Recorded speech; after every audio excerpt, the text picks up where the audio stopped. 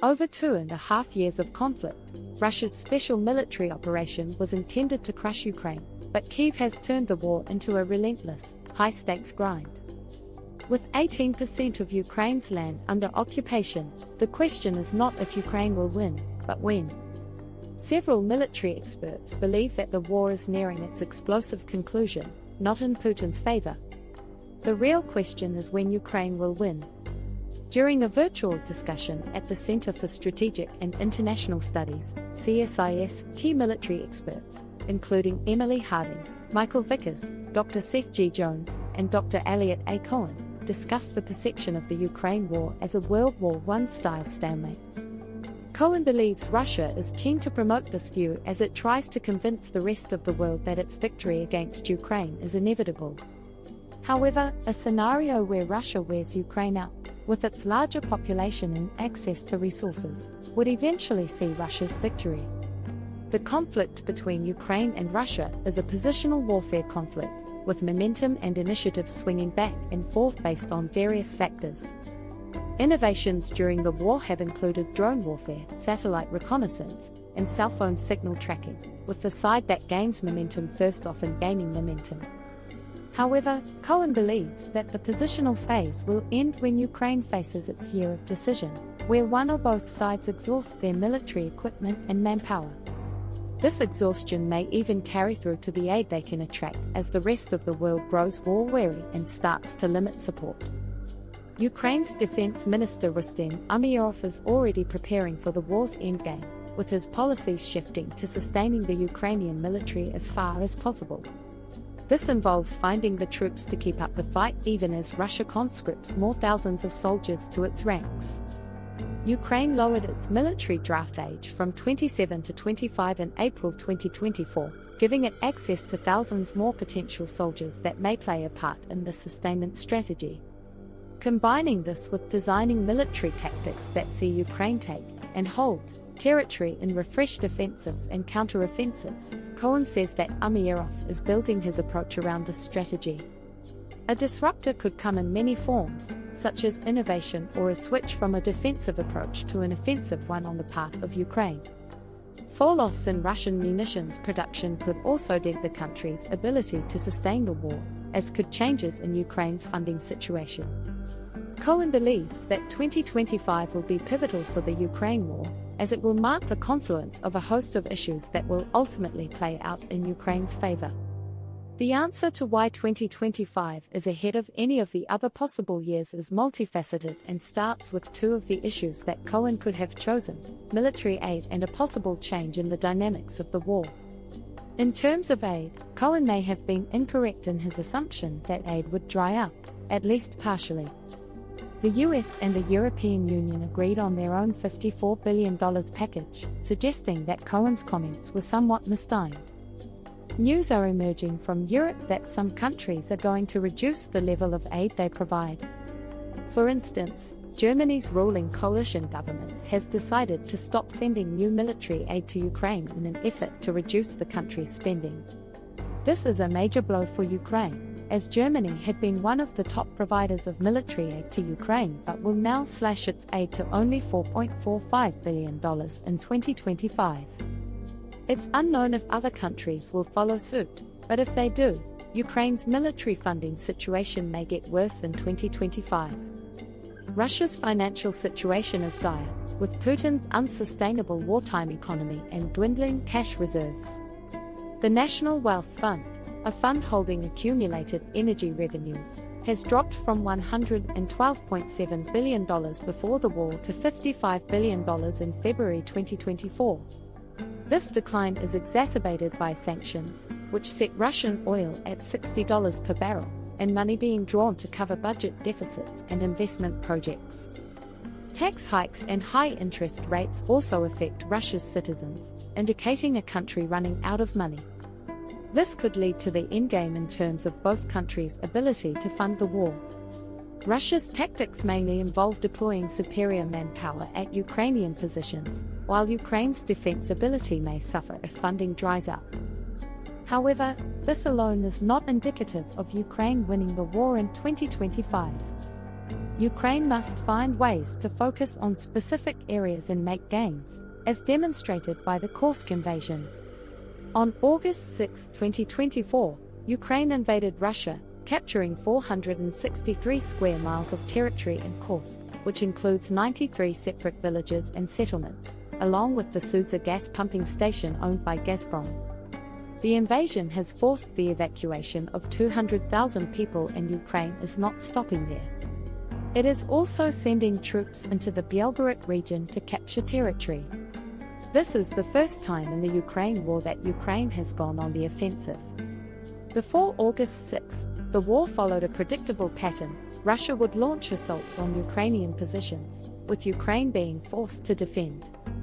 There were occasional counterattacks, but they all happened on Ukrainian territory, meaning Putin and the Russian people never had to worry about the war coming to their doorsteps. With the Kursk invasion, Ukrainian President Volodymyr Zelensky took a massive gamble that looks like it is paying off. Not only is Russia being forced to divert troops from key regions in Ukraine to fend off the invasion, but the international community hasn't come out to decry his actions. If anything, other countries approve of the crossing of a major red line in the conflict. Cohen mentioned a change in military tactics being a trigger for the end of the war. We are seeing that with the Kursk invasion right now.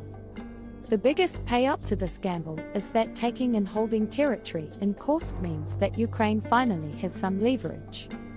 According to Chatham House, though Russia has claimed it won't discuss a ceasefire while Ukraine holds Russian territory, Ukraine's position at the negotiating table has been strengthened regardless. The invasion also highlights Ukraine's agency, as it was carried out without any support from Ukraine's Western partners, which is a shot at Russia's attempts to portray the Ukraine war as a proxy war with the West. If Ukraine is able to hold on to or take even more of Russia's territory, questions over Putin's legitimacy will start to emerge. Russia's army has already been exposed as being too weak to take Ukraine in the smash and grab raid that the war was supposed to be in its early days. It's now been exposed as too weak to prevent another country from entering Russia, all of which puts dents into the image of Putin as the strongman leader. Perhaps 2025 will see Putin being forced to the negotiating table not just because Ukraine holds territory in Kursk, but because the Russian people will demand it. That could bring an end to the war. It's not like Russians were fully behind Putin before the Kursk invasion in the first place. In January 2024, the Atlantic Council reported on the results of several polls conducted by the Levada and Russian field organizations. The Levada poll showed that the number of Russians who offer unquestioned backing for the war had fallen to 36% from a peak of 53% in March 2022. Worse, the same pollster revealed that only 5% of Russians under the age of 25 think that the country's state television is an objective source of information. Now, with the war finally encroaching on their territory, it's likely that the already shaky public sentiment will turn completely against the Ukraine war. That's another major payoff to Zelensky's tactical gamble. By making the war a reality for the Russian people, he's placing pressure on Putin to enter negotiations. In 2025, the Ukraine war may see even more gains in Russia as Russia has failed to repel its soldiers from Kursk. To stop Ukraine from pouring more troops into the country and taking more territory, it is possible that Putin must end the war for his own country's safety. This could be a possibility if Ukraine can cross another red line, the use of long-range missiles in Russia. The United States finally permitted Ukraine to use some of the weapons it was providing to strike Russia on Russian soil towards the end of May 2024. However, this permission came with caveats, the chief one being that these missiles could only be used in the defense of the besieged Kharkiv region of Ukraine. As a result, Ukraine hasn't been using long-range missiles, such as the Army Tactical Missile System, ATACMS, in Kursk. A red line is any action the West believes would provoke a potentially dangerous response from Putin.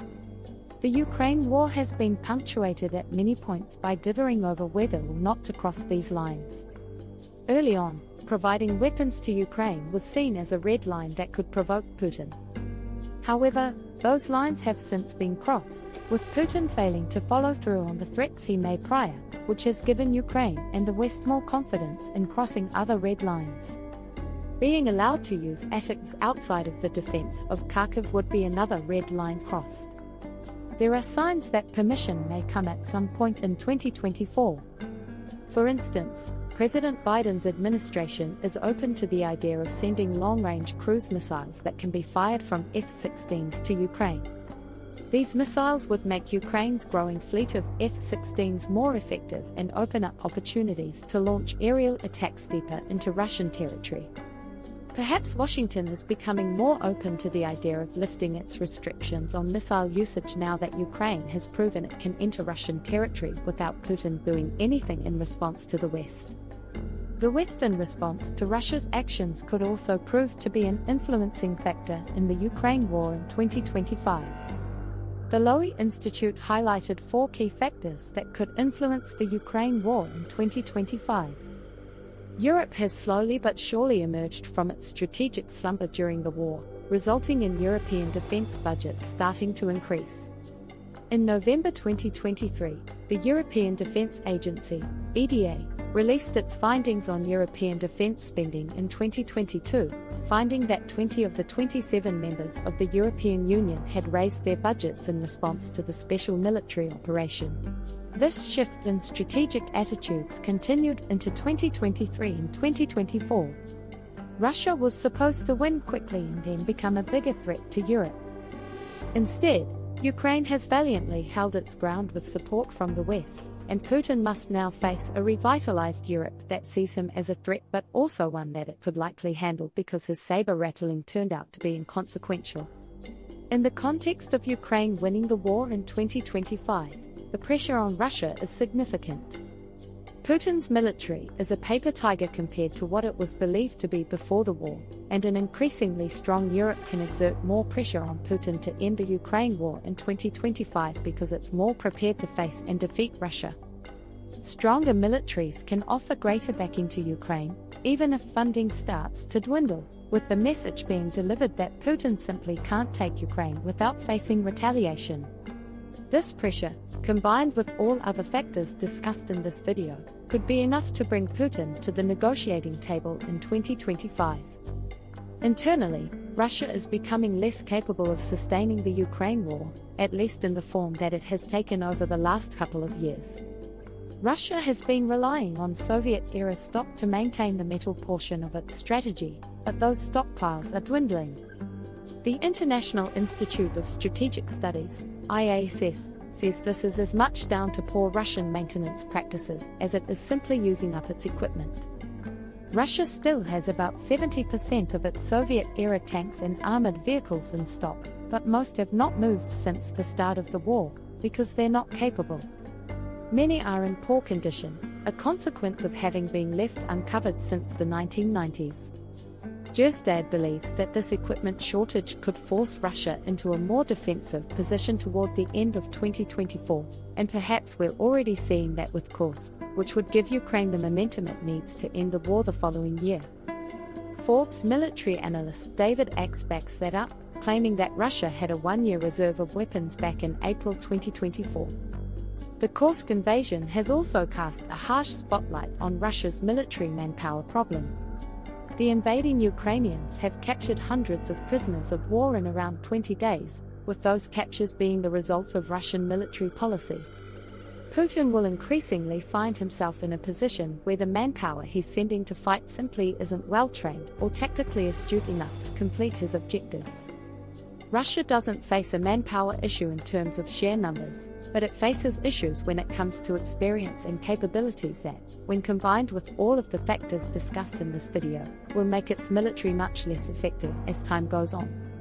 In conclusion, the pressure on Russia is increasing, and the Kursk invasion may represent the strategic change that will serve as the catalyst for the end of Russia's special military operation.